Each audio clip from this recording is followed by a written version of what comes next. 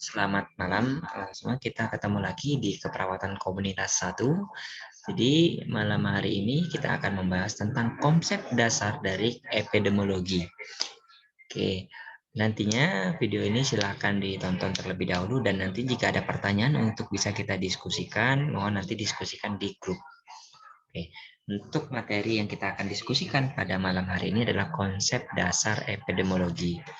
Di sebenarnya epidemiologi ini mempunyai definisi, sehingga ketika kita ingin mengetahui definisi tersebut, maka kita harus mengetahui dari unsur-unsur kata yang terdapat dari epidemiologi. Epi itu tentang, demos itu masyarakat, logos itu pengetahuan. Jadi, definisi dari epidemiologi adalah studi yang mempelajari distribusi dan determinan penyakit dan keadaan kesehatan dari populasi, serta juga penerapannya untuk pengendalian masalah-masalah kesehatan. Adapun aspek yang kita harus ketahui adalah yang pertama adalah aspek akademik.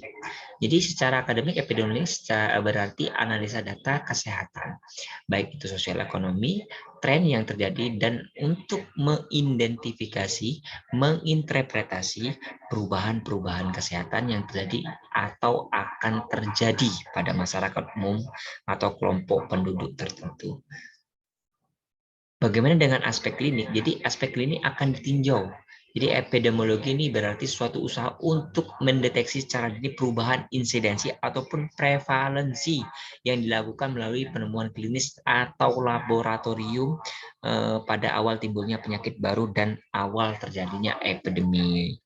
Contoh misalnya kasus COVID-19 ya, waktu itu tahun akhir dari 2009 kalau tidak salah ya, sehingga puncaknya dari 2020 awal sudah terjadi banyak kasus dari Wuhan yang menyebar ke seluruh dunia bahkan antar benua, sehingga dilakukan penelitian secara klinis laboratorium untuk mengetahui penyebaran virus tersebut dari apa, sehingga timbullah pemeriksaan secara klinis ya, dari swab, PCR, genos seperti, dan juga bagaimana ditemukan vaksinnya dari AstraZeneca, Pfizer, Moderna, bahkan Sinovac seperti itu.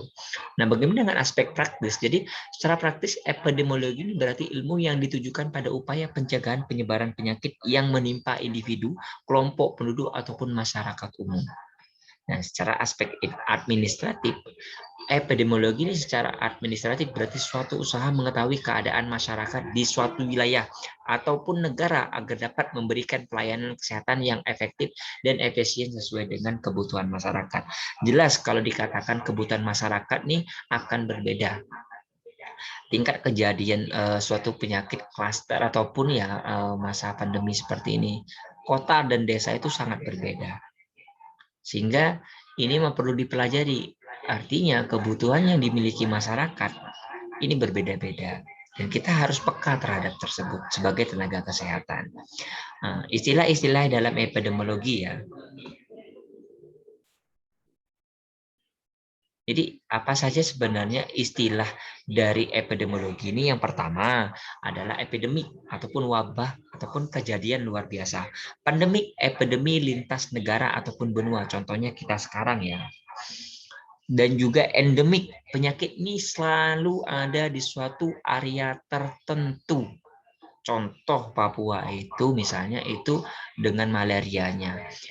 Jogja itu misalnya dengan DBD-nya seperti itu. Contoh juga stunting itu ada di daerah Madura. Seperti itu. Sporadis ini kasus-kasus yang tidak mempunyai hubungan dari epidemiologi itu sendiri. Common set itu epidemik yang timbul dari sumber yang sama. Terus ada juga provocated, yaitu epidemik yang timbul akibat penyebaran. Cluster kejadian luar biasa ya, exposure ataupun terpapar. Patogen ini adalah kemampuan agent dalam menimbulkan penyakit, serta virulensi adalah tingkat patogenesis agen penyakit tersebut.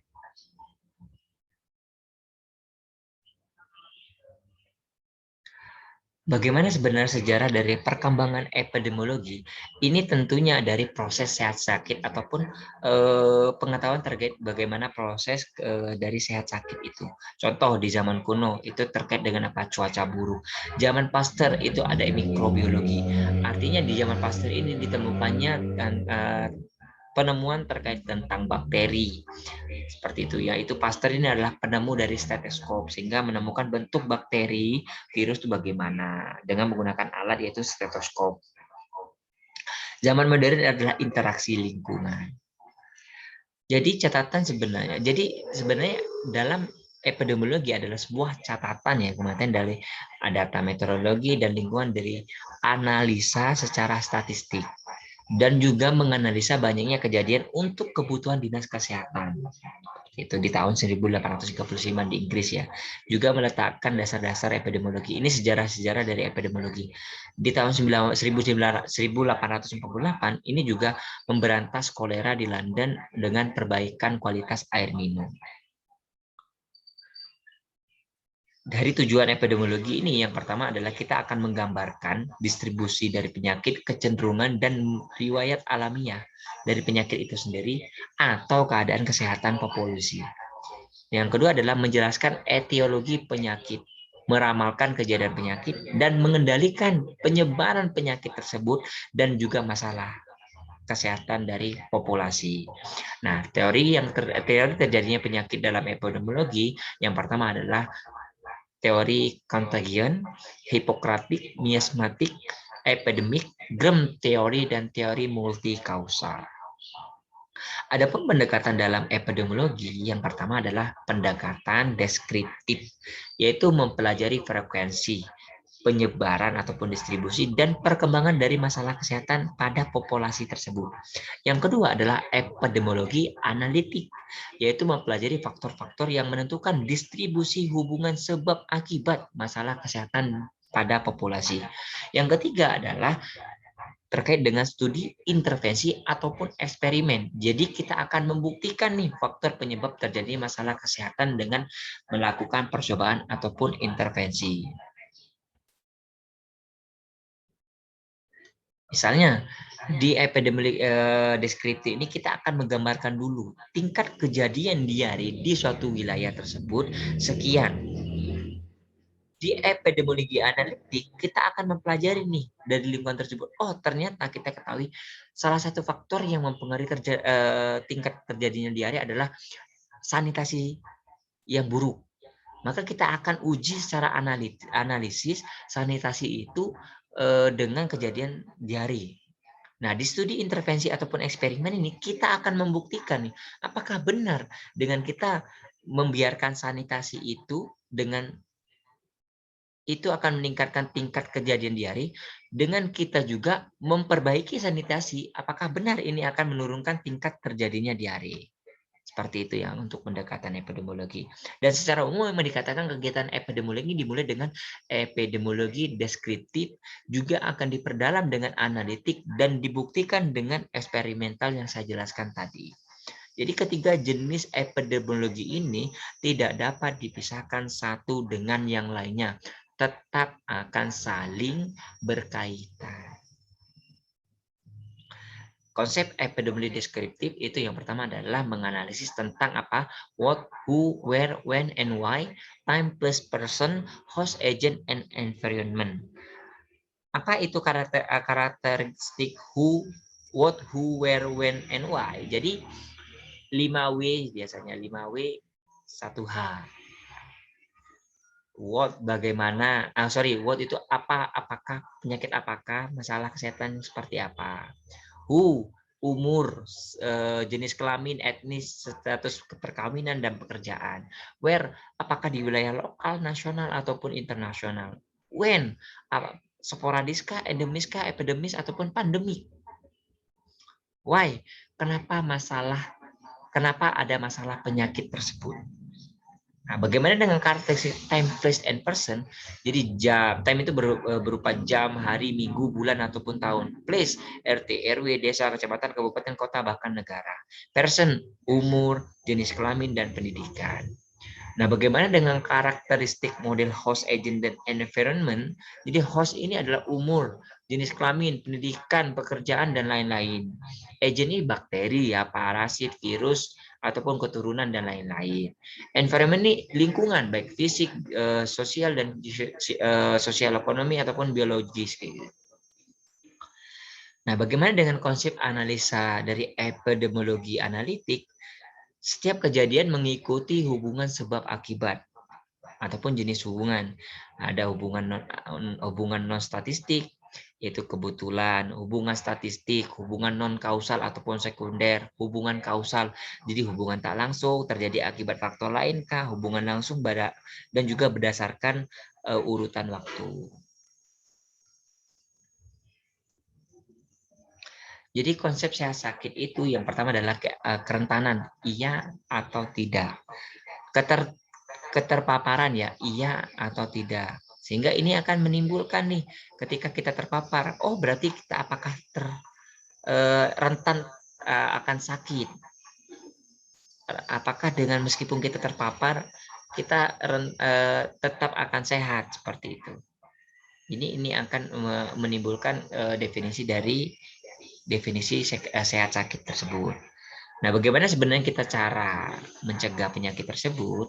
Yaitu menghindari keterpaparan, menurunkan kerentanan, meningkatkan daya tahan tubuh dengan imunisasi ataupun vaksinasi, ya.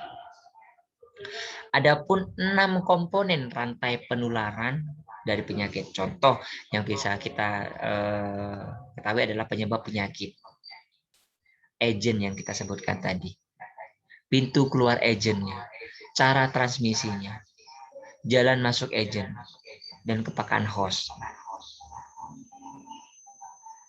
Penyebab penyakit dalam epidemiologi berkembang dari rantai penyebab sebab akibat ke proses kejadian penyakit. Jadi ada interaksi antara manusia ke manusia yang di situ, ataupun penjamu dengan penyebab ataupun agent dengan lingkungan, bahkan ini menjadi suatu tolak ukur, ya, tolak ukur dalam kejadian si penyakit tersebut bisa terjadi seperti itu. Adapun jalur transmisi secara direct, ya. Direct ini maksudnya secara langsung, misalnya dari droplet kah, jenis kelamin, darah, kulit ke kulit, skin to skin, gitu. Vektor ini misalnya adalah pembawa serangga, hewan, atau lain-lain. Lingkungan bisa berupa dari makanan dan minuman. Udara bisa dari debu, partikel, dan lain-lain. Maka epidemiologi ini adalah intinya kita dapat menggambarkan suatu penyakit, kita bisa melihat hubungan sebab akibat penyakit itu terjadi, dan kita membuktikan apakah tingkat kejadian penyakit tersebut disebabkan oleh faktor tertentu. Intinya seperti itu. Maka mimpi bukanlah sesuatu yang Anda lihat saat tidur, melainkan sesuatu yang membuat Anda tak tidur. Ini ya, apa ya, kata-kata bijak, ya, dari saya, sehingga